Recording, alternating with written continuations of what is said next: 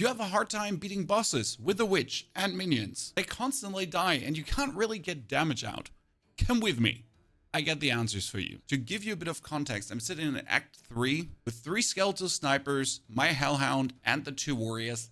Got 0 problems. Let's tackle the 4 main topics here. Minion survivability, how to deal tons of damage, your own survivability, and finally equipment, how to properly get it, upgrade it, stuff like that. First, the survivability, because your dudes, they're just dying. A boss looks at them, they walk in somewhere, poof, vanished. You do have the pause of building, with minions have increased maximum life nodes, but they're not everything you want. What you actually want is revive. Revive is so much more important. Minions have increased maximum life, still good, but minions revive faster. In this case, it's 15%, and then on the side, there's another 25%, and the next nodes I'm planning to pick up is over here, another 15% faster, with another 5 and 5, and ultimately the crystalline flash for the elemental resistance, and last but not least, up here, the minions recoup 10% of damage taken as life. Could go for this to give them even more survivability, don't need it right now. The first 2 nodes I really knocked out were Living Death, and straight up ran for Restless Dead. They still die in boss fights, but they come back so quick that it doesn't matter so much. Now here's an important piece of advice though. Even if your minions die, you need to have a gameplay loop that keeps yourself being active on your minion downtime, chunking the boss down furthermore. And in my case, that would be using Contagion to apply the damage over time debuff. Also, the flammability or vulnerability curse, depending on what build you play. Why is the curse so important? I'm running Decaying Hex. Supported skills inflict decay, dealing 30% of intelligence as chaos damage per second for 8 seconds. And finally, we have Bone Storm, which is so good. Deals tons of physical damage and debuffs the enemy, take additional damage for every projectile stuck in them. I charge this up 10, 15 times. That's 15 times an additional up to 50 more damage for me hitting them or my minions hitting them. Which means even if all my dudes are dead, I have a loop that allows me to keep dealing damage, to keep preparing for more damage, that the minion downtime ain't I'm lost downtime. I'm still working and I'm hurting hard. One more thing for minion survivability will be your meat shield that you can put on your skeletal warriors or on your infernal hellhound to give him more max life, that he also burns harder. And an interesting one is taking elemental army. It says minions from supported skills have 30% to all elemental resistance. Now, this one can obviously be just put on your skeletal warriors to have them have more elemental resistance. On the other hand, you might want to use a pain offering, which puts a stake in one of your skeletons. All other minions get bonus attack speed and cast speed and bonus damage. And in this case, they would also get the elemental army for the bonus resistance, making them sturdier than ever. That was already a huge chunk of my damage. Additionally, we have the skeletal snipers that drop gas bombs, which actually break armor. That armor break empowers my Bone Storm even further. Fantastic. On top, we added Scattershot, which has them do even more projectiles. Every single shot is now 3 shots. The same actually works for your arsonists, so they'll be throwing more bombs. Instead of snipers, you can just spam them if you like that. Additionally, with the Hellhound, you have the permanent ignite happening, and the Hellhound just being a goddamn menace. And the Hellhound as well will explode the gas bombs of the skeletal snipers, leading to bonus damage. And the interesting part is I could simply just walk around slamming bone storms into everything and only play tons of skeletal warriors that walk in front of me, and I would still be fine. And that's probably the mistake a lot of people are making in the beginning. They're missing out on a good single target skill from level 1 on. I've been using wands together with my scepter with either Bone Blast, Chaos Bolt, Volatile, whatever you actually picked up, to just have that good single target skill until I picked up Bone Storm and everything changed. And Bone Storm comes really early. It's just a tier 5 gem, one and done. Will carry you easily through the Act 1 boss. Now you already see a lot of boss fighting here happening in the background. At the end, I'll give you the Act 2 end boss, a full run through that you can kind of see how it all works out. Let's talk about our own survivability and equipment at this point though, because your poor witch might just get hunted down by your enemies, and that could feel rather bad. Generally speaking, I just roll away through my minions to get into safety. On the other hand, I do have Grim Feast. Yes, it does reserve 30 spirit, and it's kind of like a stinker. If you want more spirit, we'll get to that in the equipment section, so hold out for a second. Grim Feast has everyone drop Grim Remnants. Your minions, your enemies, everyone. And they do refill your energy shield. They can even overflow your maximum energy shield. And that works super well with, well, a lot of energy shield. I'm sitting at 790 right now. And in my path of building at the very beginning, I choose 25% mana regeneration and then another 30% energy shield. And with the pathing I take to actually get all the way up here to the minions have 12% reduced reservation to spam more minions and get them a chance to do withered and more chaos resistance and more damage reduction. We went over 2 more amazing notes, and that would be the heavy buffer for another 15, 40%, 15% energy shield. And then over here, increased energy shield recharge rate, and energy shield recharge starts faster because there's sometimes this delay between it actually starting after you've lost it. That amount of energy shield with the Grim Remnants just keeps me alive easily. Every now and then you might have to wait 21, 22, so your energy shield regeneration actually starts, but I guess I'll prefer that over dying. Alternative, you could add a skeletal frost mage to your setup. 2 archers, 1 frost mage, for example, to have them do the frost explosions and slow down your enemies. Might have the problem if your frost mage is dead that you're still being hunted down. Name of the game is though, be nimble on your feet. Roll around, roll through your minions so the enemies have to go through your minions and have them be chased down. Drop your contagions behind you and also your curses that the enemy just keeps taking continuous damage while you're also having gas bombs and everything raining down on them. They'll die before you die. That's for sure. Now to the equipment and maximum spirit. More spirit comes mainly from your scepter. These are hard to get. Number 1 recommendation is, and what I do, every X levels, I go to the lady and I just check what kind of scepters do you have. Is there anything interesting? 15% increased spirit, 21 max mana. And allies in your presence regenerate life. Cool.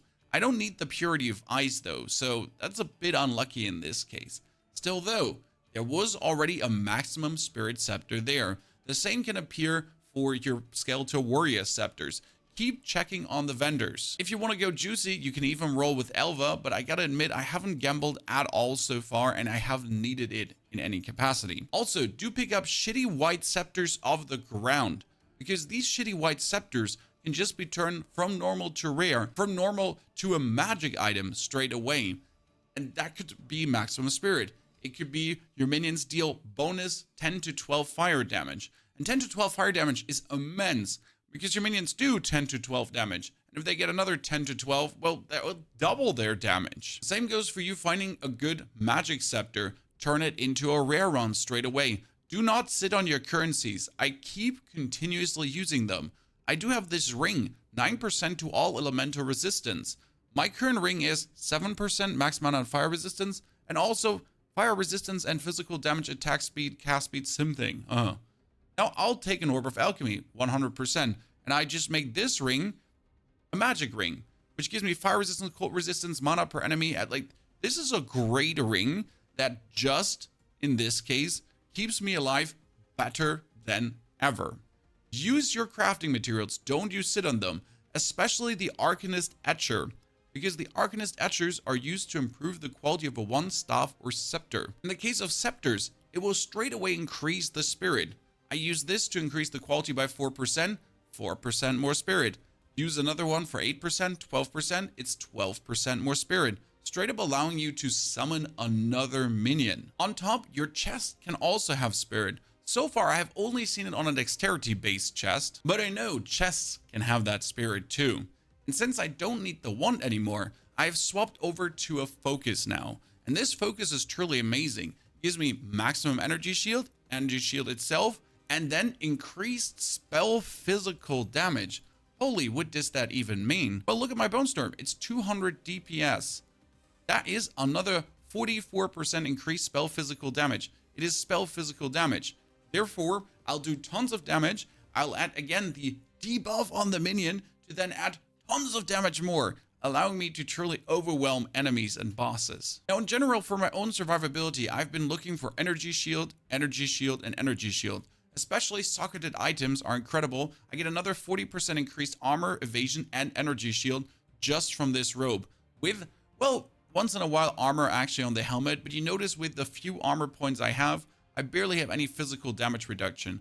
I'd rather juice out more energy shield and be safer like this than anything else. Now let's drop into this full boss fight that will hopefully give you more insight on how we play, how we act as a witch, infernalist, necromancer, minion having absolute badass. At the end, I'll link you to the video with the whole setup that I'm running here right now. And there are also the daily live streams where we go through this, where we iterate, where we innovate, and answer all the questions you might have.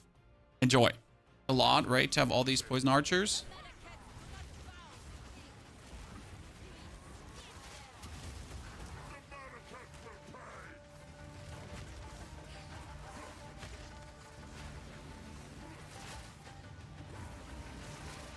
Goodness Christ, he doesn't let me any time to like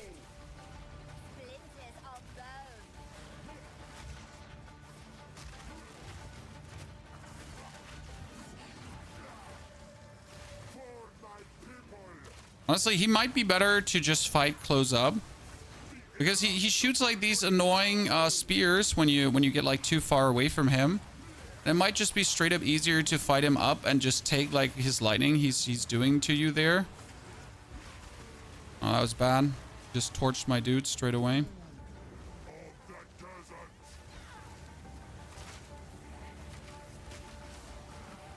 Okay, we need to do the...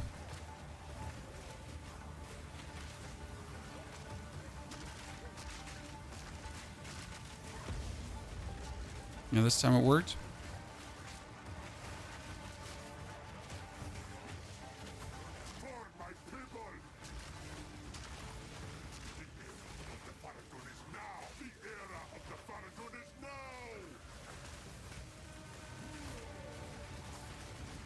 Yeah, this is better. Like fighting him head on.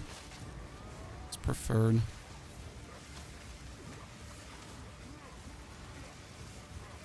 Okay, that thingy there is not okay. How are you supposed to avoid that?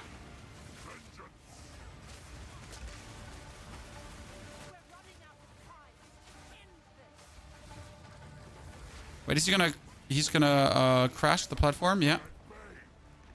Okay, that was way better. Like for a second try, right? We just had a improved performance happening, Chan.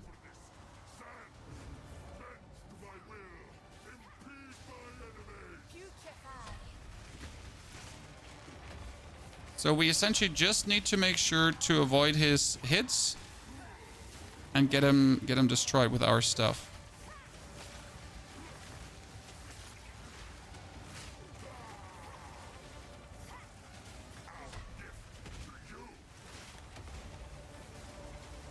And your overhead swing can't do anything to me, brother.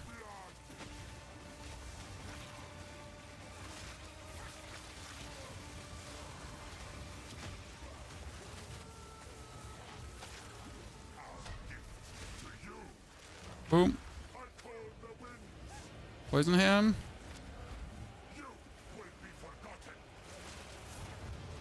Okay, this is going good, chat.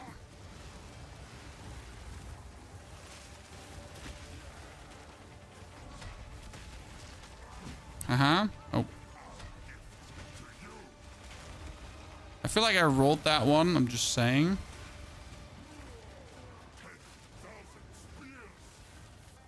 10,000? Did he say 10,000 spears?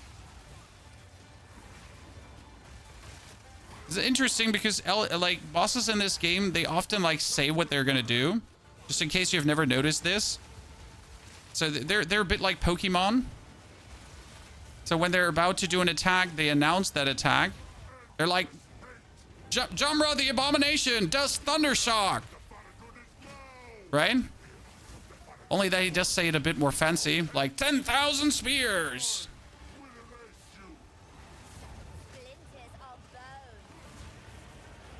Oh, wow. I just walked into that. That was bad.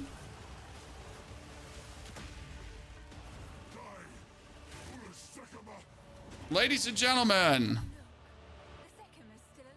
Come on, kill him. This is not over. Not yet. I return you to the embrace. She sewed off his head. It is done. Let's go, lady.